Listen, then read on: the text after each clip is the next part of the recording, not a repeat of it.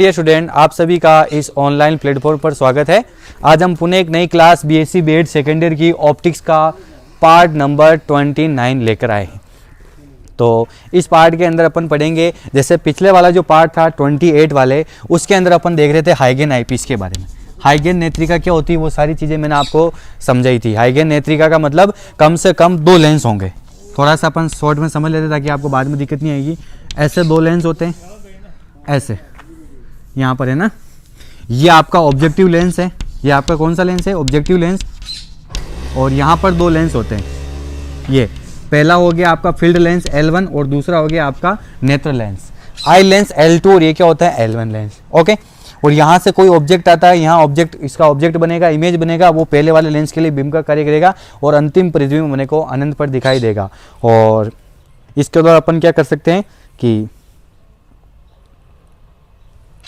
हाइगेन नेत्रिका के अंदर गोलीय विपथन और वर्ण विपथन दोनों न्यूनतम होते हैं। सबसे पहले अपन ने इसकी रचना कंस्ट्रक्शन पढ़ ली थी कि हाइगेन नेत्रिका में कंस्ट्रक्शन कैसे बनता है कि आपके पास 2 लेंस, ऐसे लेंस लेने अपने को, समतल उत्तल प्लेन कॉन्वेक्स लेंस होते हैं L1 और L2। जो आपका अभिक्षेत्र लेंस L1 हो गया फील्ड लेंस और ये हो गया आपका आई लेंस।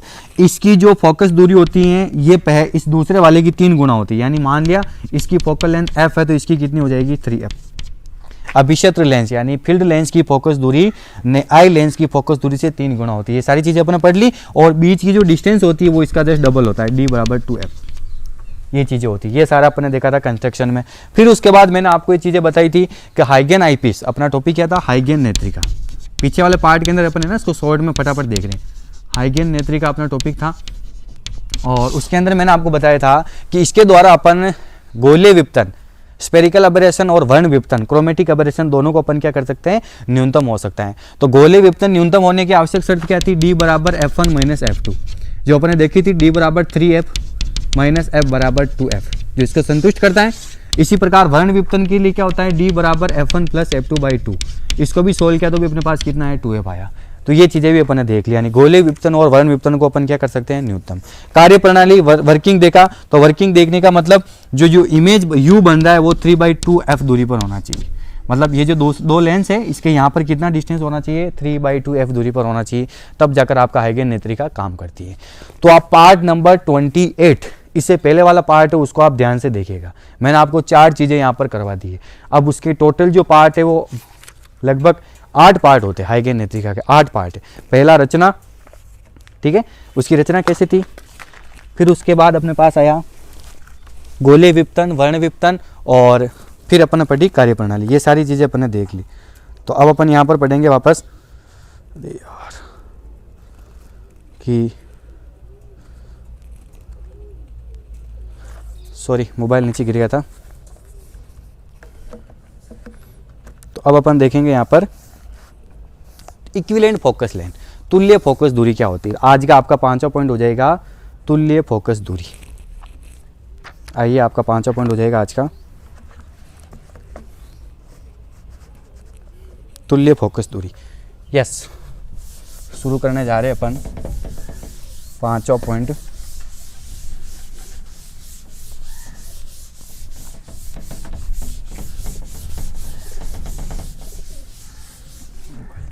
इस मोबाइल की हालत खराब होने वाली मेरी, ध्यान से रखना तो भैया टूट जाएगा। तुल्य फोकस दूरी नंबर 5, तुल्य फोकस दूरी यानी हाइगेन नेत्रिका में जो 2 लेंस है उनकी तुल्य फोकस दूरी क्या होगी? Equivalent focal length. तुल्य फोकस दूरी इक्विवेलेंट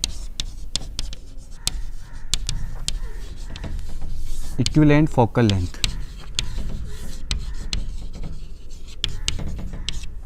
तुल्य फोकस दूरी क्या होगी, है ना? इक्विवेलेंट फोकल लेंथ, उसके बारे में अपने को देखना है। तो यस, अपन जानते हैं कि हम जानते हैं, जैसा वो फॉर्मूला था ना पहले अपने पास, कि हम जानते हैं, जो अपने पास पहला आया हुआ है कि हम जानते हैं तुल्य फोकस दूरी का जो फॉर्मूला होता है, हम जानते हैं तुल्य फोकस दूरी क्या होती हैं कि 1/f बराबर 1/f1 plus 1/f2 minus d upon f1 f2। ये अपन ने पीछे पढ़ा फॉर्मूला, यहीं से अपन सीधा वैल्यू पुट करेंगे और यहाँ से अपन सीधा मान निकालेंगे, है ना। ये फॉर्मूला होता है 1/f बराबर 1/f1 plus 1/f2 minus d upon f1 f2, ये होता है।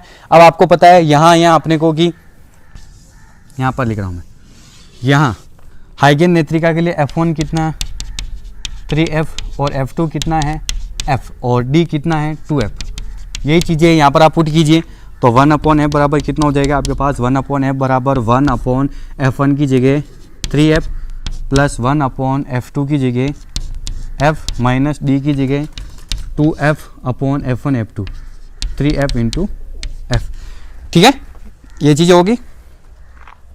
सोल्व कीजिए आप इसको, तो आप इसको सोल्व करोगे तो आपके पास हो जाएगा 1/f बराबर एक f से एक f कट गया आपका, तो आपके पास क्या हो गया यहाँ पर 1/3f plus 1/f minus 2/3f।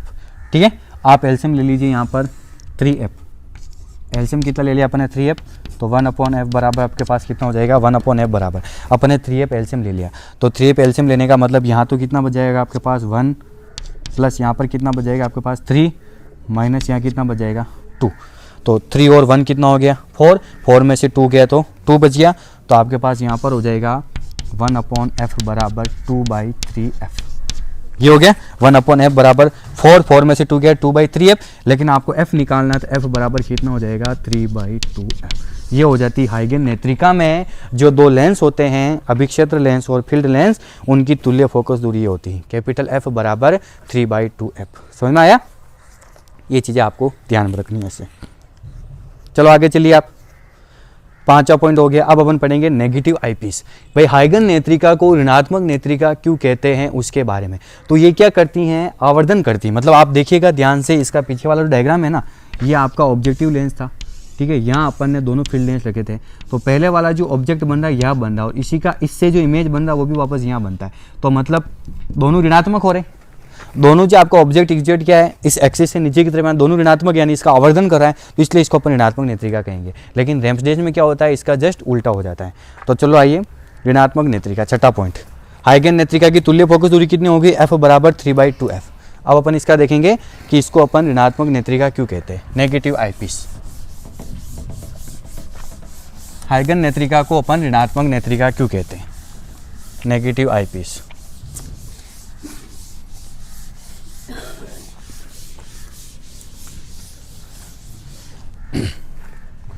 ऋणात्मक नेत्रिका नंबर 6, छठा पॉइंट हो जाएगा आपका, ऋणात्मक नेगेटिव आईपीस क्यों कहते हैं इसको, ऋणात्मक नेत्रिका। हाइगन नेत्रिका को अपन ऋणात्मक नेत्रिका क्यों कहते हैं, तो अपन इसको लिखेंगे नेगेटिव आईपीस, ऋणात्मक नेत्रिका इसको अपन क्यों कहते हैं। तो बस 2 लाइन आपको सीधी लिखनी है। पूछा गया है आपको बीएससी वाले को एक लाइन में कि हाइगन नेत्रिका को ऋणात्मक नेत्रिका क्यों कहते हैं, तो आप इसमें बताओगे कि हाइगन नेत्रिका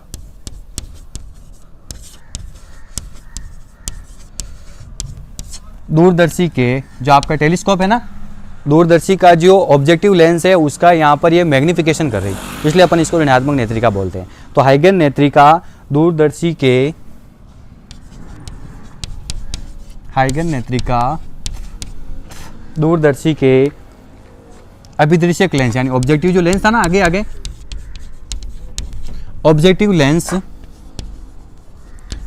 एल द्वारा, हाइगन नेत्रिका दूरदर्शी के ऑब्जेक्टिव लेंस एल द्वारा बने काल्पनिक प्रतिबिंब, एल द्वारा बने काल्पनिक इमेज, जो इमेजिनरी इमेज है ना, काल्पनिक प्रतिबिंब I1 का आवर्धन करती है, यानी मैग्निफिकेशन करेगी। काल्पनिक इमेज I1 का आवर्धन करती हैं,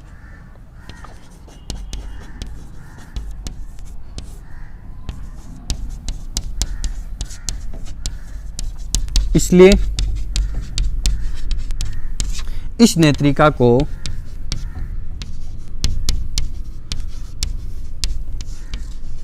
नेगेटिव आईपीस कहते हैं, ऋणात्मक नेत्रिका कहते हैं, ऋणात्मक नेत्रिका कहते हैं।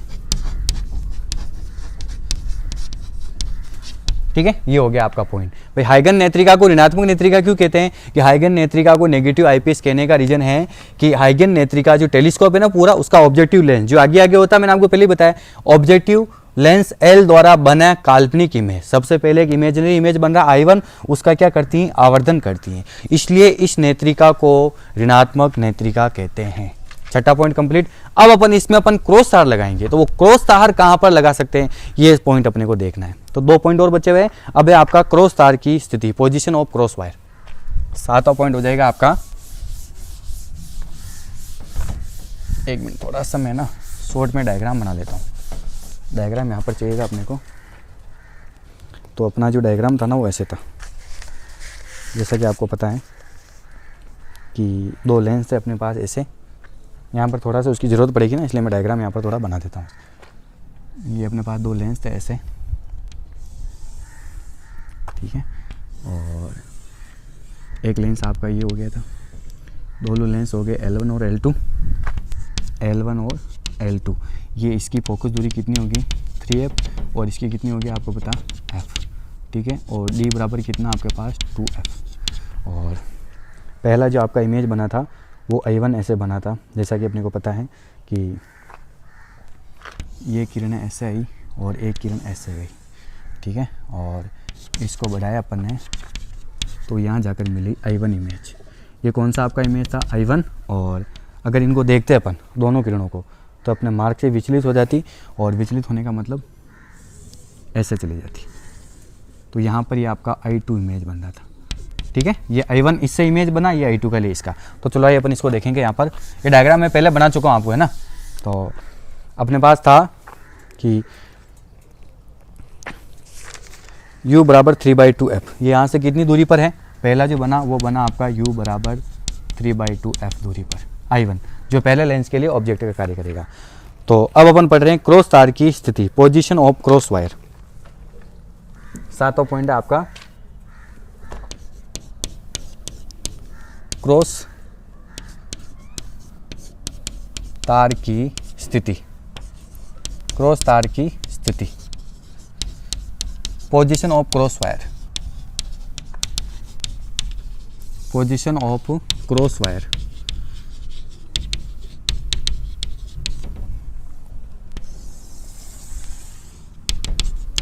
Position of cross wire, cross तार की स्थिति, ठीक है। तो अपन क्रॉस तार, सबसे पहले क्रॉस तार होता क्या है और उसको कैसे लगाना, उसके बारे में जो मैं लिखूंगा वही आपको एग्जाम में लिखना पड़ेगा, क्योंकि ऐसे आपको पूछा जाता है कि हाइगन नेत्रिका को ऋणात्मक, क्योंकि छोटा क्वेश्चन पूछ सकता है आपको, हाइगन नेत्रिका को ऋणात्मक नेत्रिका क्यों कहते हैं और हाइगन नेत्रिका में क्रॉस तार की स्थिति को समझाइए। तो अपने पास हो जाएगा किसी बिंब पर स्थित, इसकी लिखूंगा मैं, किसी बिंब पर स्थित, किसी ऑब्जेक्ट पर स्थित पोजीशन ऑफ क्रॉस वायर। तो किसी ऑब्जेक्ट पर स्थित, ऑब्जेक्ट पर स्थित किन्हीं 2 बिंदुओं के बीच, किन्हीं 2 बिंदुओं के बीच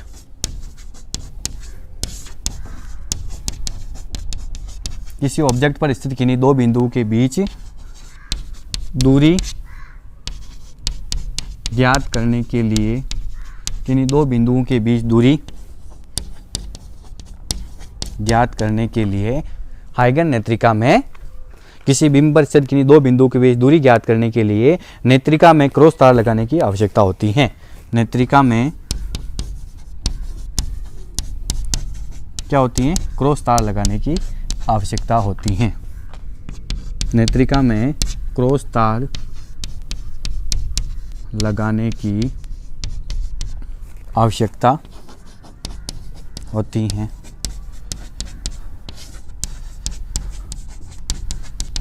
ठीक है, यहाँ तक कहीं 2 बिंदुओं के बीच की अपने क्या बतानी, दूरी, 2 बिंदुओं के बीच की दूरी ज्ञात करने के लिए नेत्रिका में क्रॉस तार लगाने की आवश्यकता होती है। अब वो क्रॉस तार कैसे लगेगा उसके बारे में आपको बताऊंगा कि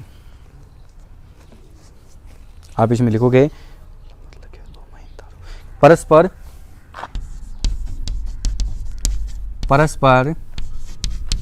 लंबवत लगे हुए, परस्पर लंबवत लगे हुए दो महीन तारों को, दो महीन है ना, बिल्कुल पतले पतले तार, परस्पर लंबवत लगे हुए दो महीन तारों को क्रॉस वायर कहते हैं। ठीक है, कि परस्पर लंबवत लगे हुए दो महीन तारों को क्रॉस वायर कहते हैं। और नेत्रिका में क्रॉस तार, नेत्रिका में क्रॉस तार उसी स्थान पर लगाना चाहिए। नेत्रिका में क्रॉस तार उसी स्थान पर लगाना चाहिए। देखो पहले अपन लिख लेते हैं इसको, फिर आप इसको समझना कि ये वास्तव में क्या कह रहा है। ठीक है, तो आप पहले अपन इसको ध्यान से लिख लेते हैं, फिर मैं आपको समझाता हूँ कि नेत्रिका में क्रॉस तार उसी स्थान पर लगाना चाहिए जहाँ क्रॉस तार एवं बिंब का, कि जहाँ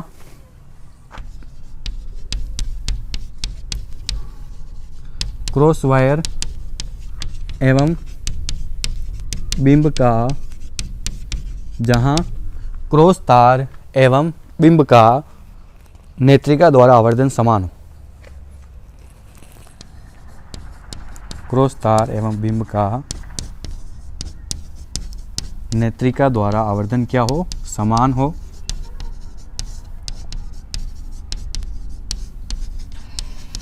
क्रॉस वायर वहीं लगेगा जहां पर इसका क्या हो, आवर्धन बिल्कुल सेम हो। ठीक है, फिर उसके बाद आप आगे देखिए इसमें क्या हो जाएगा, तथा दोनों के इमेज की स्थिति भी एक ही तल में हो, तथा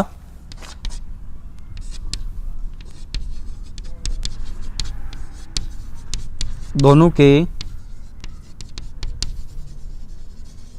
इमेज की स्थिति भी एक ही पोजीशन हो, एक ही तल में हो। दोनों के इमेज की स्थिति भी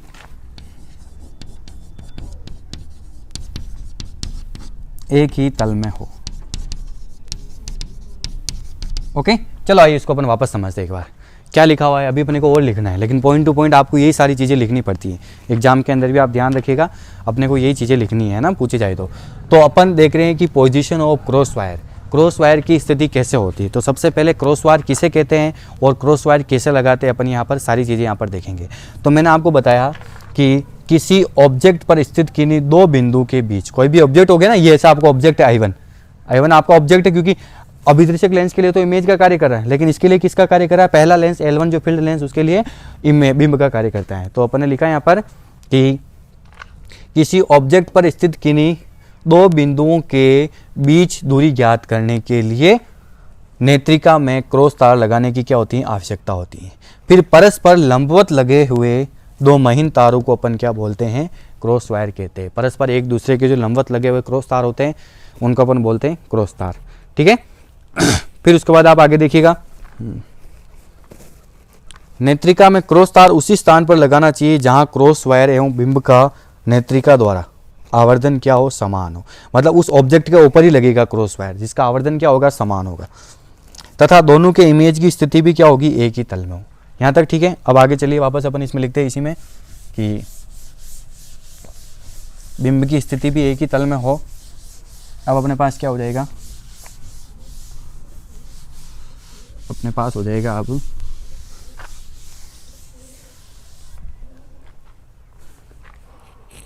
यस, अब अपने पास आगे क्या हो जाएगा,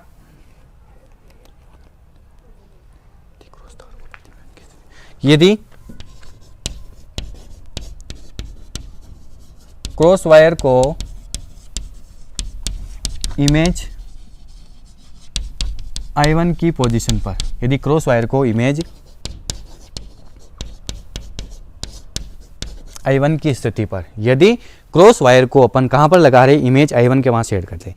यदि क्रॉस वायर को इमेज I1 की स्थिति पर, इमेज I1 की स्थिति पर दोनों लेंसों के बीच रख दे तो, दोनों लेंसों के बीच रख दे तो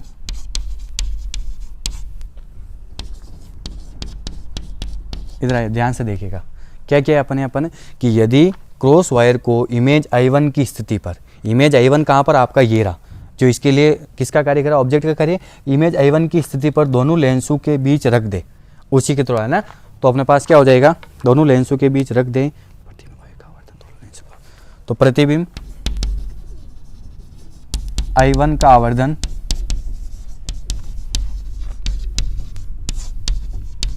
दोनों लेंसों द्वारा होता है, जो इमेज बन रहा है उसका आवर्धन क्या होगा, दोनों लेंसों द्वारा होगा। तो इमेज I1 का आवर्धन दोनों लेंसों द्वारा होता है, प्रतिबिंब I1 का आवर्धन दोनों लेंसों द्वारा होता है, परंतु क्रॉस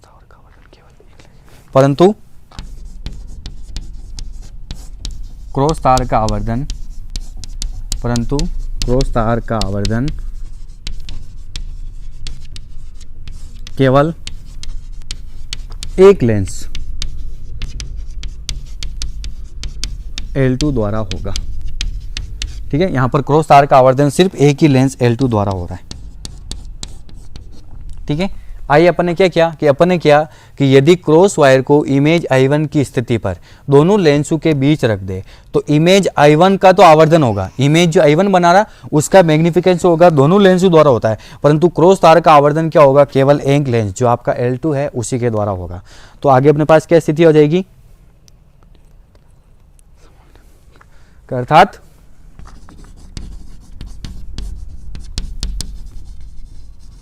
इमेज I1 तथा जो आपका प्रतिबिंब बन रहा ना, कि अर्थात इमेज I1 तथा और क्या हो गया, यहाँ पर क्रॉस तार का आवर्धन समान नहीं होता है, अर्थात इमेज I1 तथा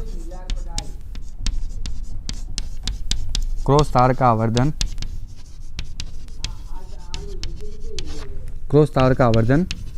क्या होता है, समान नहीं होता है। ठीक है, दोनों का मैग्निफिकेशन क्या हो रहा है, सेम नहीं हो रहा है। तो इमेज I1 तथा क्रॉस तार का आवर्धन समान नहीं होता है, तो इसके साथ ही नेत्रिका द्वारा बना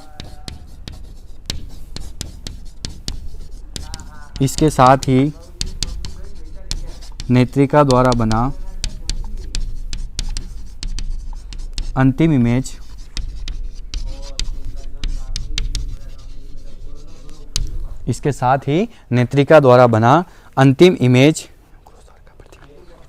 एवं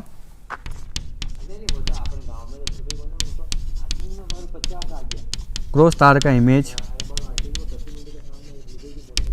दोनों एक ही तल में नहीं बनते, दोनों एक तल में भी नहीं बनते हैं,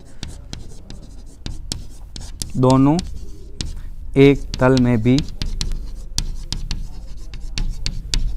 नहीं बनते हैं। ठीक है, अब यहां पर देखिए दोनों एक साथ नहीं बनेंगे,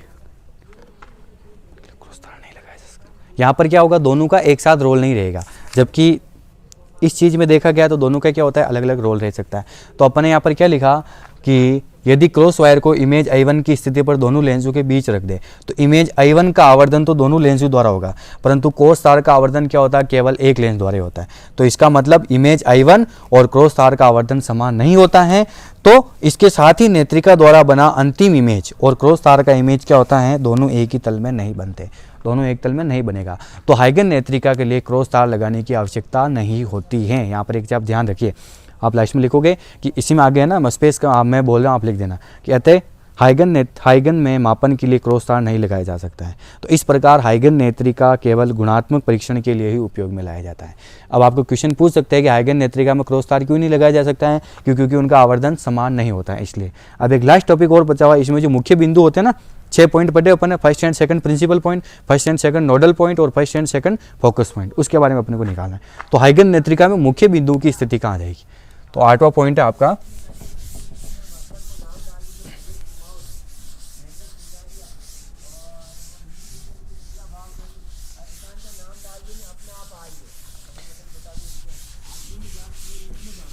मुख्य बिंदु की स्थिति, है ना,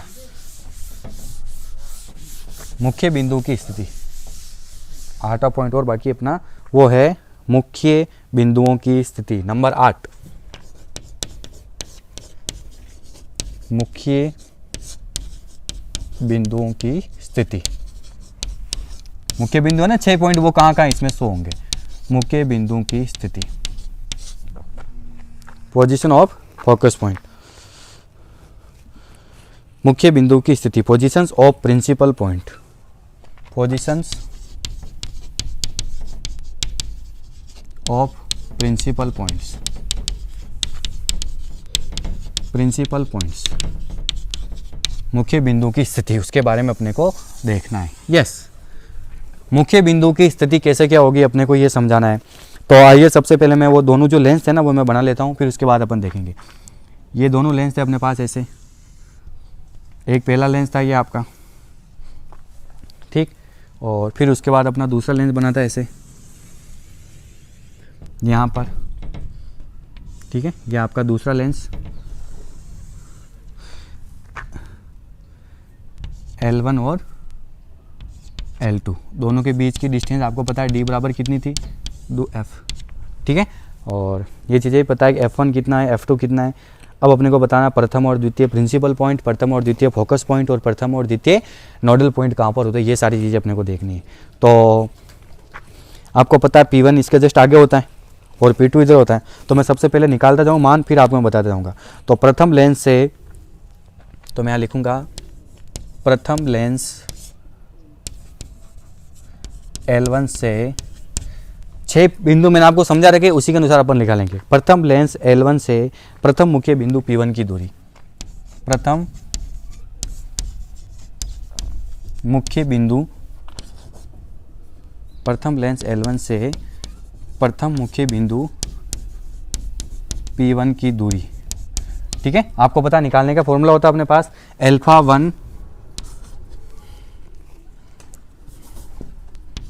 अल्फा वन बराबर F.D/F2। ये होता है पहला निकाल दे तो तुल्य फोकस दूरी, दोनों के बीच की दूरी अपॉन दूसरे की फोकस दूरी। अब आपको पता है तुल्य फोकस दूरी आपके पास कितनी है, ये 2/3f, ये है ना। तुल्य फोकस दूरी अपने पास कितनी है, कैपिटल F बराबर 2/3f, नहीं 3/2f आई, सॉरी उल्टा लिख दिया मैंने, 3/2f। D कितना आपके पास 2f और F2 कितना आपके पास f। ये सारा मान रखिए तो आपके पास अल्फा1 कितना हो जाएगा, अल्फा1 यानी वही प्रथम मुख्य बिंदु P1 है ना, अल्फा1 बराबर आपके पास हो जाएगा 3/2f into 2f upon f, ठीक है। तो 2 से 2 कट गया तो अल्फा1 आपके पास कितना आ गया, तो अल्फा1 आपके पास हो गया 3f, पॉजिटिव में आएगा 3f। तो प्रथम मुख्य बिंदु की दूरी कितनी हो गई P1 की 3f। तो आपका जो ये बनेगा ना 3f, ये यहाँ पर बनेगा, आपको पता है ना कि यहाँ से ये इससे अल्फा1 बराबर 3f इधर की तरफ, ये हो गया आपका डायग्राम। ऐसे बनाना है ना P1, समझ में आ गया। प्रथम मुख्य बिंदु P1 की दूरी हो गई 3f। इसी प्रकार द्वितीय मुख्य बिंदु क्या हो जाएगी, आपको पता है कि द्वितीय लेंस से द्वितीय मुख्य बिंदु P2 की दूरी, तो आप यहाँ पर लिखोगे द्वितीय लेंस से, जो सेकंड लेंस है ना, लेंस से द्वितीय मुख्य बिंदु P2 की दूरी, द्वितीय मुख्य बिंदु है ना प्रिंसिपल पॉइंट P2 की दूरी हो जाएगी अपने पास, द्वितीय मुख्य बिंदु, द्वितीय लेंस से द्वितीय मुख्य बिंदु P2 की दूरी। अपने को पता है डायग्राम अपने बना रखा, दो लेंस होते हैं, पहले लेंस के दाईं ओर प्रथम मुख्य बिंदु बनता है, दूसरे लेंस के बाईं ओर यानी माइनस के अंदर आपका द्वितीय मुख्य बिंदु P2 बनता है। तो अपने पास फॉर्मूला क्या हो जाएगा, कि अपने पास फॉर्मूला हो जाएगा यहाँ पर अल्फा2 बराबर यहाँ पर माइनस F/D/F1, ठीक है। तो आप अल्फा2 बराबर minus F 3/2f into 2f upon 3f। F1 आपको पता है 3f है, तो जब आप इसको सोल्व करोगे फाइनली तो आपके पास अल्फा2 बराबर कितना हो जाएगा, माइनस f। अल्फा2 बराबर कितना हो जाएगा आपके पास, माइनस f हो जाएगा। तो इसका मतलब ये इधर की ओर बन जाएगा, यहां से यहां तक 2 है तो यहां ऐसे बन जाएगा P2, ये आपका P2 बिंदु हो गया। और अल्फा2 बराबर कितना हो गया f, द्वितीय लेंस से द्वितीय मुख्य बिंदु की दूरी। 2 पॉइंट तो निकल गए, अब अपने को 4 और निकालने, समझ में आ गया ना, कि अर्थात द्वितीय मुख्य बिंदु दूसरे लेंस से बाईं ओर f दूरी पर स्थित होगा। द्वितीय मुख्य बिंदु दूसरे लेंस से बाईं ओर कितनी दूरी पर होगा, f दूरी पर स्थित होगा। तो अपने पास ये पहला और दूसरा पॉइंट तो आ गया, ठीक है। इसको आप वापस ध्यान से देखिएगा कि अपने को पता है कि आपको अब चीज़ एक और है, यहाँ से यहाँ तक की दूरी प्रथम फोकस दूरी होती है कि प्रथम लेंस L1 से प्रथम मुख्य बिंदु P1 की दूरी α1 बराबर FD अपॉन F2। ये सारा सॉल्यूशन किया तो अपने पास 3f आ गया। तो यानी यहाँ से पहले लेंस से दाईं ओर 3f दूरी पर प्रथम मुख्य बिंदु पर, फिर उसी प्रकार दूसरे लेंस L2 से द्वितीय मुख्य बिंदु P2 की दूरी जो इधर होगा α2 बराबर माइनस आ जाएगा, सारे मान रखे, 3 से 3 भी कट गया, f से f भी कट गया, f बचा। तो द्वितीय लेंस से इधर बाईं ओर f दूरी पर होगा। अब अपन बताएंगे फोकस बिंदु, प्रथम और द्वितीय फोकस बिंदु। तो अपने पास क्या हो जाएगा वापस,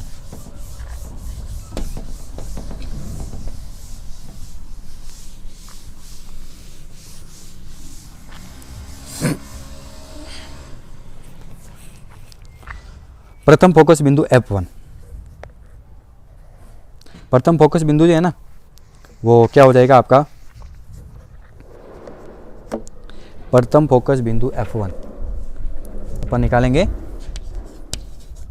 प्रथम फोकस बिंदु F1। उसके लिए मैं पहले लिखता हूँ आपको, फिर मैं आपको समझाऊंगा कि प्रथम फोकस बिंदु F1 के मुख्य बिंदु P1 से,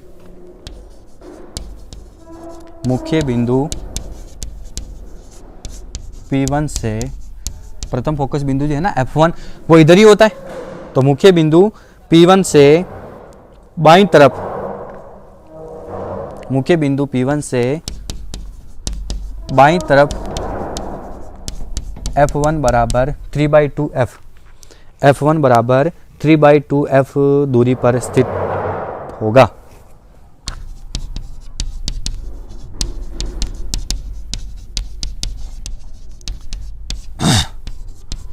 ठीक है, ये हो गया अपना पॉइंट कंप्लीट। आपको पता है कि जब किरणें मुख्य अक्ष की समांतर जाएगी, जहां मिलेगी वहां प्रथम मुख्य तल, और पीछे को बढ़ाएंगे वहां क्या बनता है आपका द्वितीय मुख्य तल बनता है। तो आप बताइए प्रथम जो है ना आपका F1 वो ऐसे हो जाएगा कि यस, जो आपकी तुल्य फोकस दूरी 3/2 है, वहीं से अपन बताएंगे कि प्रथम फोकस बिंदु F1 है वो प्रथम मुख्य बिंदु P1 से बाईं तरफ F1 बराबर 3/2f दूरी पर स्थित है। तो आपका जो प्रथम फोकस दूरी हो जाएगी ना वो कहाँ हो जाएगी, 3/2f का मतलब क्या हो गया 1.5, 1.5 का मतलब ये हो गया आपका 1, और यहाँ से यहाँ तक 0.5, तो यहाँ हो जाएगा आपका ये हो गया F1, ये हो गया आपका क्या हो गया F1। ठीक है, तो आप बता सकते हो यहाँ से 3/2f, ठीक है 3/2f हो गया। और इसी प्रकार आप द्वितीय मुख्य बिंदु बता दोगे तो आपके पास क्या हो जाएगा, द्वितीय मुख्य बिंदु जो है वो इस सेकंड बिंदु से इधर हो जाएगा, है ना। तो अपन लिख सकते हैं कि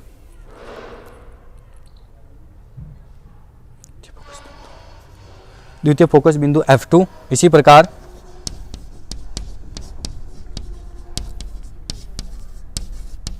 द्वितीय फोकस बिंदु, इसी प्रकार द्वितीय फोकस बिंदु F2 मुख्य बिंदु P2 से,